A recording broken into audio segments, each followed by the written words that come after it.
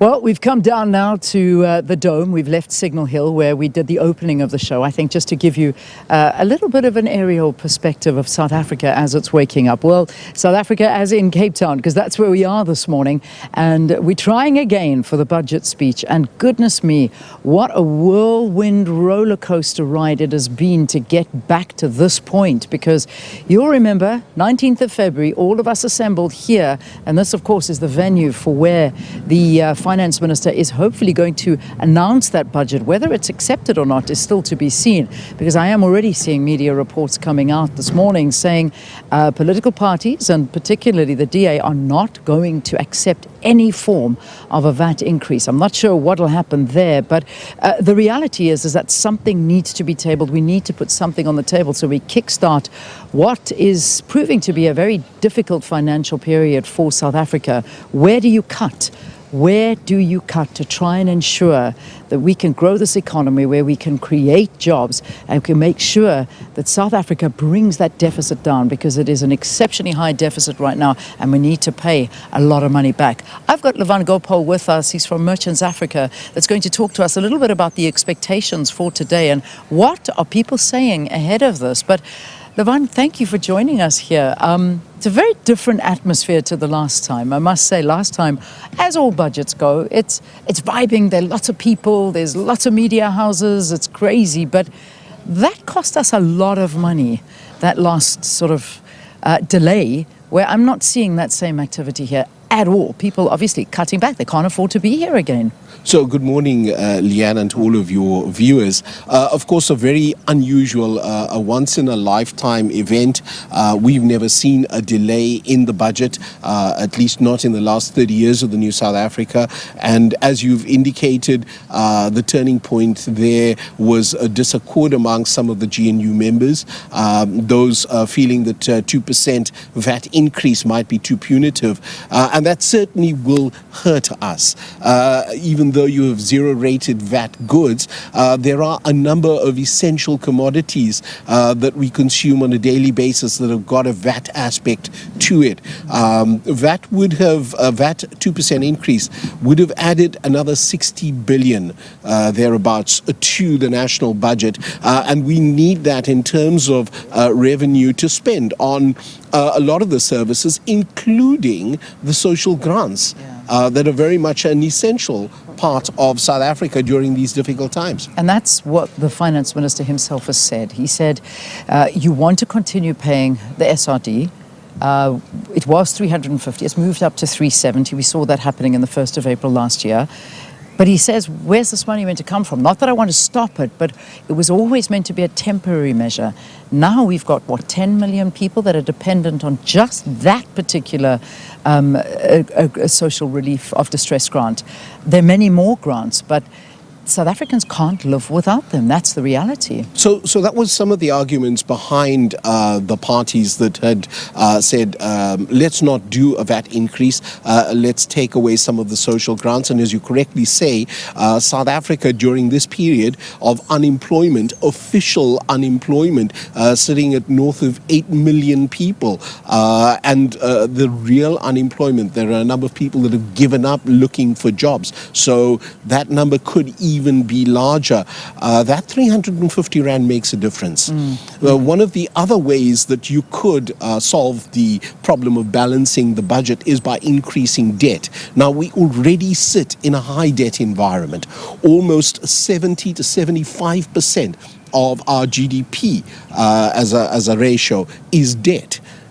In fact, almost 20-odd% of every Rand of revenue is going towards payment of servicing that debt, interest and repayment costs. So debt might not be the obvious solution.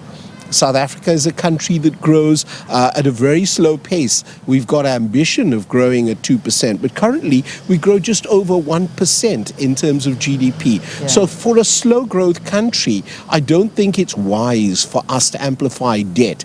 We want to look at other creative ways of increasing revenue, and unfortunately VAT might be one of those. We'll wait to hear later on in the day. There are those that talk of 3/4 0.75%. I think 1% is probably a decent round number that we can look out for 16%. And as we discussed earlier on, by global standards, we're still maybe a little away from the average of 19 to 20% in terms of VAT or sales tax that a number of other countries have enforced. So let's take that into perspective. Let's say that the finance minister does. He goes and says, right, okay, I heard you. I'm not going to go as high as 2%. I'm going to go 1 percentage point higher. You have got the DA who are absolutely opposed to it. You have the likes of the MK party opposed to it, the EFF opposed to it. And I think many of the other GNU partners are also completely opposed to it, not to mention all of the unions that are making a lot of noise out there.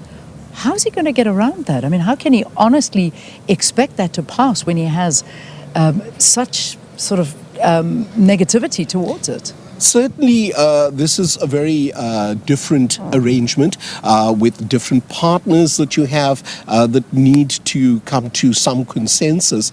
I believe that in the last few weeks there was enough opportunity for the various parties to have their discussion. Let's also understand this, like other laws that come before the House, need a particular majority to be passed. And if sufficient partners in the GNU agree to the budget in this format, there'll always be opposition, but then you're likely to find that featuring as law on whichever date the minister decides. But this is also an opportunity to celebrate democracy. Oh, yeah. So these different voices with different opinions represent all South Africans, and it certainly will be an interesting budget. Yeah, it is, and I do think it's important that we do stop and look at this democracy in motion. I mean, never before would that have been allowed. It would have been, well, the finance minister said so it's happening. But these days, when you're working with partners, it's not that simple, and that's why it's going to be interesting. I know there was a dinner that was held by the president for some of the GNU partners last night. There's going to be a meeting held this morning as well, a cabinet meeting to try and figure out, is this the way to go forward?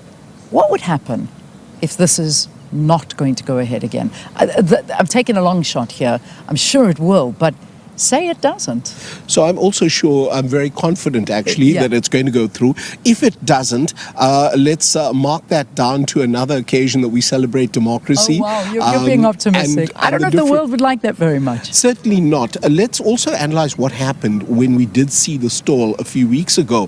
The markets didn't react in such a negative way. The Rand had maybe a slight pullback of 10 cents, which is just another trading day in the history of the Rand. I think that there wasn't as much alarm or as much panic. Let's also appreciate that the times we live in now are quite different.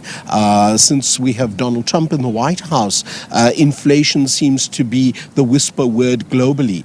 The nationalistic approach that Donald Trump has is likely to see the price of goods go up, tariffs change, trade relations change, and South Africa is somewhat in the crosshairs on a number of different policy issues that Donald Trump sees differences with us on. Yeah, certainly, and the president being very vocal about something like AfriForum, an organization, him calling them out last night, not last night, it was yesterday, as he was speaking at the National Council of Provinces, and saying that this is not good for the country. We need to think of the good of the country before we go and do meetings and make statements like that.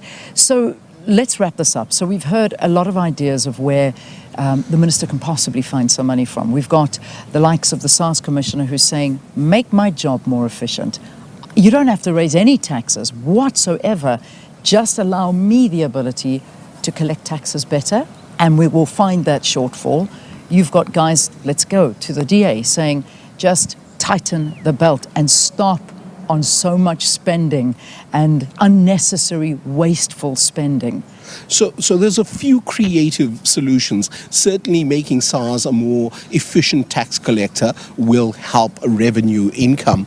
And there's been any number of other solutions, everything from altering carbon credits to sugar tax, etc. Those are very small. But one of the best solutions that has come through is Regulation 28 of the Pension Fund Act, which then allows pension funds to spend on infrastructure. That massive spend on infrastructure will alleviate some of the spending of government and certainly will go towards creating jobs and maintaining a lot of the, we've seen cracks in the system in terms of our infrastructure because of budget constraints. So I think that is a very, very sharp solution. But we'll wait to see later on in the day with respect to corporate tax. I don't think that is a solution at all. We're already at a high level. Personal income tax, they may play with the brackets, and that might achieve some revenue solution.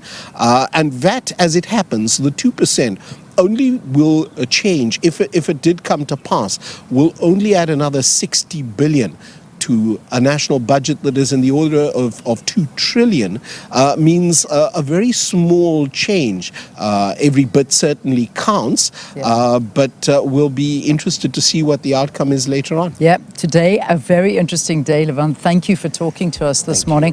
Well, we wait and see. 2 o'clock this afternoon, the Finance Minister is expected to deliver the budget. We will see what happens before that. It's going to be an incredibly busy morning here at Parliament. As you heard, the President expected to meet with the Cabinet at around about 8 o'clock, and huge discussions still taking place. Word is there's still no consensus as to what exactly is going to be done. But this is just what we're hearing. This may, of course, have a lot more already been settled behind closed doors, but we wait to hear about that.